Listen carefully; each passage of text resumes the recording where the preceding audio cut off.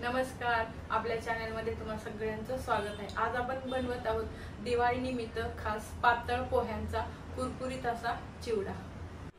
इथं मी 1 किलो पातळ पोहे घेतलेले आहेत, हे बघू शकता। तर हे मी कडकडीत उन्हात वाळवलेले आहेत पोहे। अगदी 7 ते 8 तास छानसं किंवा असं उन्हात कडकडीत वाळवून घ्यायचं, म्हणजे कुरकुरीत आपला चिवडा होतो। त्याच्यानंतर आपण हे पातळ पोहे त्याच्यानंतर आपण असं चाळून घ्यायचं, चाळणीने चाळून घ्यायचं। हे बघू शकताय, म्हणजे आपण चिवडा अगदी छानसा तयार होतो। तर चाळून घ्यायचं पूर्ण, हे त्याच्यामध्ये असलेलं काही खडे वगैरे काही असं चाळून घ्यायचं व्यवस्थित। ते मी बघू शकताय सगळे पोहे चाळणीतून चाळून घेतलेले आहेत आणि स्वच्छ केलेले आहेत। त्याच्यानंतर आता आपण हे पोहे थोडे थोडे करून भाजून घेऊया। आता मी पोहे भाजायलासाठी मोठं पातेलं ठेवलेलं आहे। सुरुवातीला आपण पातेलं गरम करून घ्यायचं मोठा गॅस ठेवून, आणि नंतरच गॅस स्लो करायचा आणि थोडे थोडे पोहे करून भाजून घ्यायचे। तर भाजताना नेहमी असं वाला घ्यायचं उलटण, किंवा तुम्ही असं थोडंसं खोलगट असावं, म्हणजे कसं आपल्याला छानसं असं हलवता आलं पाहिजे। तर आता मी हे पोहे भाजून घेते।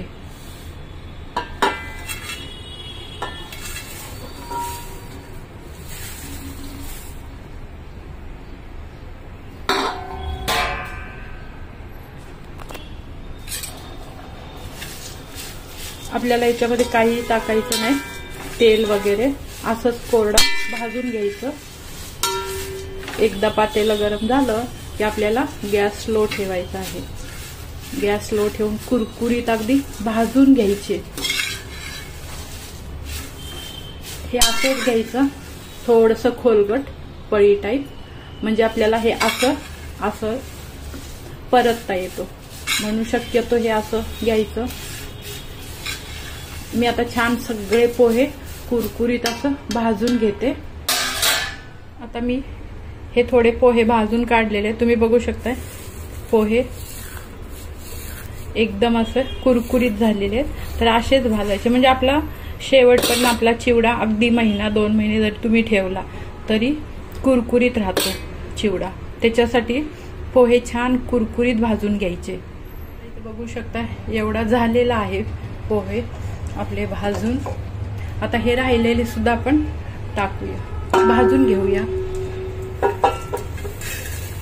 आपण कधी कधी एकटे असतो, तर एकट्याला सुद्धा भाजणं वगैरे काही असं हे जे आहे गोष्टी, तर त्या सहज शक्य असतात। पण थोडंसं आपण काही गोष्टी कशा करायच्या, तर हे मी आजच्या व्हिडिओतून सांगतेय तुम्हाला, की पातेली मोठं घ्यायचं घेताना, म्हणजे आपल्याला जास्त त्रास नाही होत, पटापट सगळ्या गोष्टी होऊन जातात। पर हा पोहे आहेत हे कडकडीत उन्हात तापून घ्यायचे।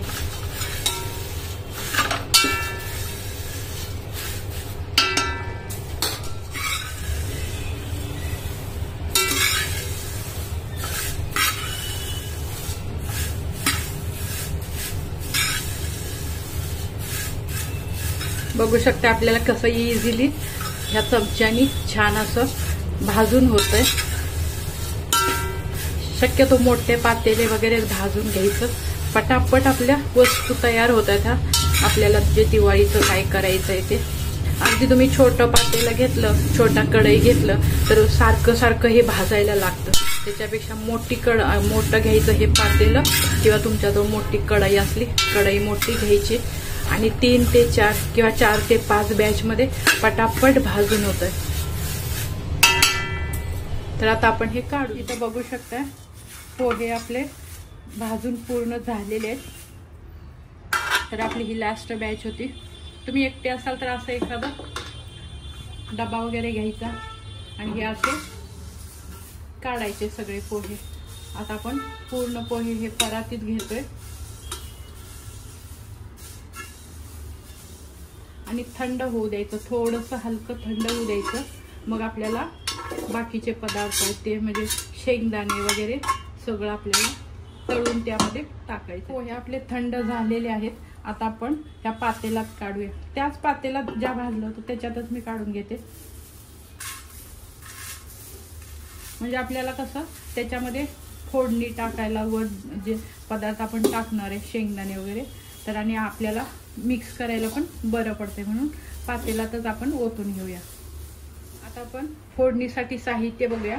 हे डाळे घेतलेले आहेत, अंदाजे एक पाव आहेत. शेंगदाणे 300 ग्रॅम आहेत. त्याच्यानंतर सुका खोबरा काप आहे. कोथिंबीर घेतलेली आहे कापून. बेदाणे घेतलेले आहेत आणि हिरव्या मिरच्या 25 ते 30 घेतलेल्या आहेत. आपल्या आवडीनुसार घेऊ शकता. काजूचे काप आहे. बदाम, मोहरी 2 ते 3 चमचे, जिरे 2 ते 3 चमचे, धना आणि जिरा पावडर आहे 2 मोठे चमचे, हळद घेतलेली आहे मी अर्धी पळी. त्याच्यानंतर हिंग आहे 1 चमचा. ही पिठी साखर आहे आपली स्वीटवाली गोड साखर आहे 3 चमचे घेतलेले आणि मीठ आवडीनुसार. आपण कढई ठेवलेली आणि तेल सुद्धा गरम झालेलं आहे आपल्याला तळायलासाठी.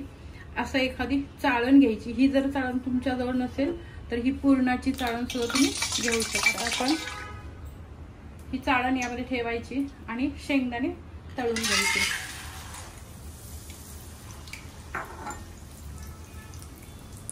शेंगदाणे तळून घ्यायचे म्हणजे हे कसं आपल्याला पटकन पटापट हे तळून वगैरे होतं असं जर तुम्ही चाळण घेतली तर. नाहीतर कसं कढईत राहिलं की सारखं सारखं आपल्याला तळून काढायला लागतं.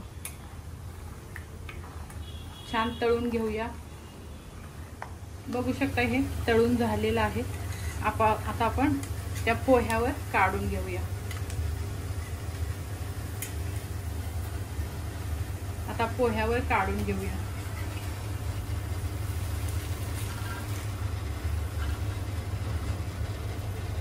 आता आपण डाळे सुद्धा तसंच तळून घेणार आहोत.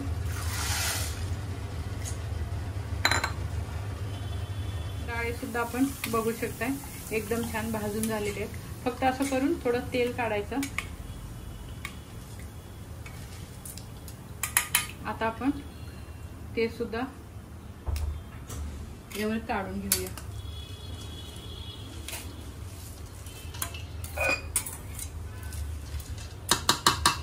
आणि खोबरा सुद्धा तसंच घेणार आहे भाजून. खोबरा छान सतत हलवून घ्यायचा. आपल्याला कच्चा पण नाही ठेवायचा आणि करपू पण द्यायचा नाही. थोडासा कलर चेंज झाला की लगेच काढून घ्यायचा. खोबरा सुद्धा आपला झालेला आहे बघून. आता काढून घेऊया.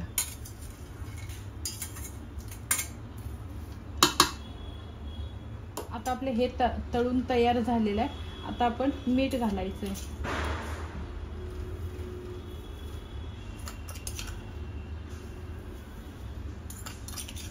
मी अंदाजे इथं 3 ते 3.5 चमचे मीठ घेतलेलं आहे. आपल्या आवडीनुसार मीठ घ्या. मीठ आणि गोडी साखर.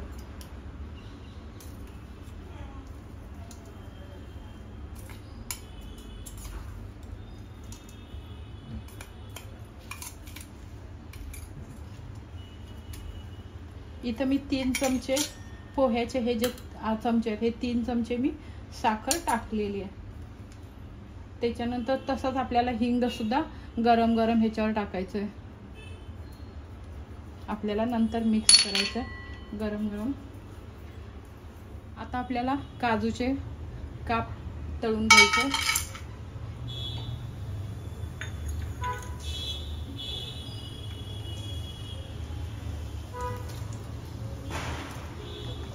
अगदी 3 ते 4 मिनिटासाठी आपल्याला हे काजू छान तळून घ्यायचे. मी आता इथं काजू सुद्धा तळून झालेले आहेत.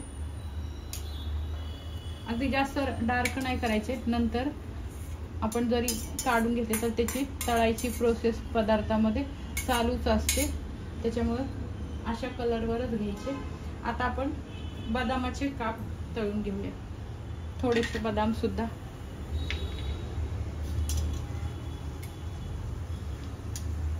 मस्त आपण शाही पातळ पोह्याचा चिवडा करतोय।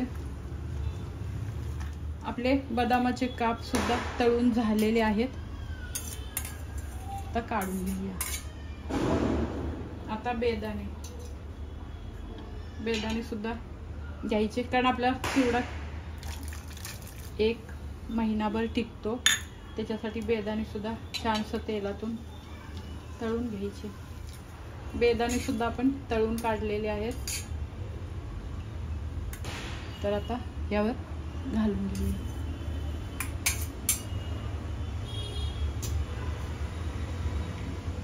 आपण कढीपत्ता सुद्धा घेतलेला आहे, तो आता यामध्ये तळून घ्यायचा। कढीपत्ता तळताना थोडासा सांभाळून तळायचा। त्याच्यातच आपण मिरच्या सुद्धा घालून घेऊया।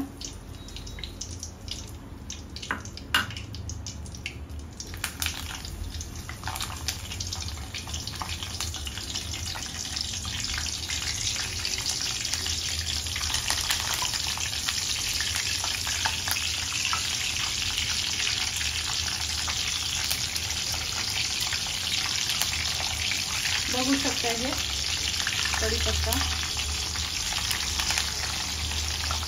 कढीपत्ता आणि मिरची सुद्धा बघू शकताय छान झालेला आहे भाजून। आपण आता याला बाजूला काढून ठेवूया। आपण हे बाजूला ठेवायचं कढीपत्ता आणि हे, कारण मी तुम्हाला नंतर त्याचं कारण सांगते। तर आता आपण हे बाजूला काढून ठेवूया, त्या पातेल्यात नाही टाकायचं।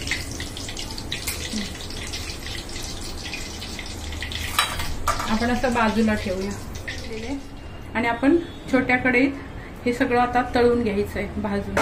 हे जिरं टाकायचं। जिरं छानसं झालेलं आहे तडतडून। तर आता आपण मोहरी सुद्धा त्याच्यामध्ये, माझी ही छोटी मोहरी आहे त्याच्यामुळे पटकन तळली जाते, म्हणून मी आता टाकते।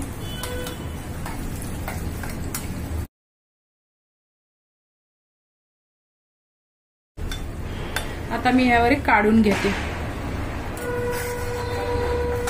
तेल आपण परत एकदा त्यामध्ये पॅन मध्ये टाकलेलं आहे।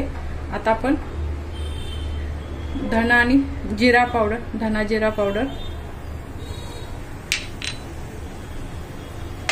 हे छान भाजून घ्यायचं पहिले, कलर चेंज होईपर्यंत।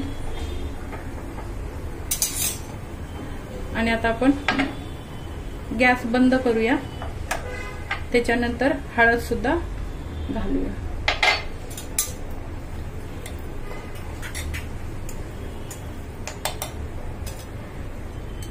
त्याच्यावरच आपण ही कोथिंबीर सगळी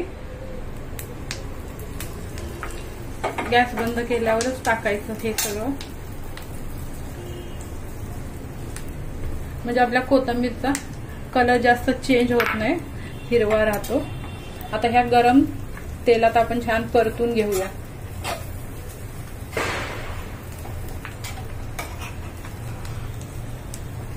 एक 2 ते 3 मिनिटं छान ह्या तेलात परतून घ्यायची कोथिंबीर, म्हणजे कुरकुरीत सुद्धा राहते आणि कलर चेंज होत नाही।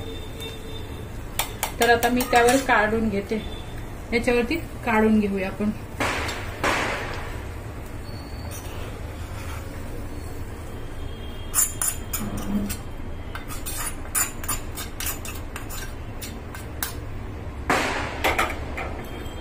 आता आपण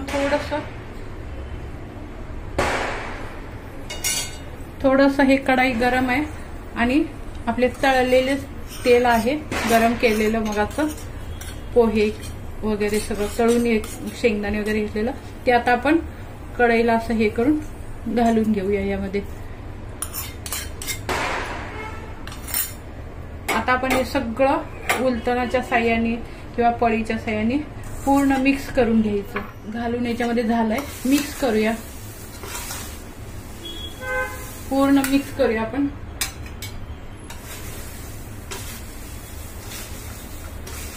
अगदी सगळे हळद वगैरे हे पोह्याला आपल्याला लागली पाहिजे, पूर्ण असं मिक्स करूया। मीठ, पोहे, हळद हे असं पूर्ण आपण मिक्स करूया. छान पूर्ण मिक्स करून घेतलेला आहे. तर आता आपल्याला हा कढीपत्ता आणि मिरची घालायचा आहे. कसं कढीपत्ता कुरकुरीत असतो आणि तो जास्त आपण मिक्स करणार तर तो कढीपत्ता तुटू शकतो. मग अख्खा कढीपत्ता असा असला की छान वाटतो ना आपल्या पोह्याच्या ह्याच्यामध्ये, म्हणून कढीपत्ता नंतर मिक्स करायचा. म्हणजे आणि आता अलगद आपल्याला फक्त मिक्स करायचं आहे. आता आपल्याला जास्तीचं हलवायचं नाहीये, असा अलगद मिक्स करायचा. म्हणजे पोहे आपले तुटले पण नाही पाहिजे आणि कढीपत्ता सुद्धा तुटला नाही पाहिजे, म्हणून अलगद मिक्स करायचा.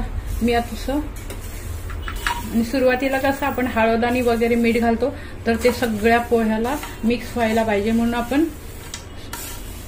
सुरुवातीला हळद मीठ घातलं.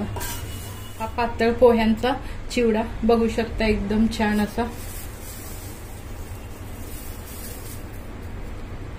तर हा चिवडा प्लास्टिकमध्ये भरून ठेवायचा किंवा प्लास्टिकच्या डब्यात भरून ठेवायचा. अगदी महिनाभर तसाच कुरकुरीत राहू शकतो.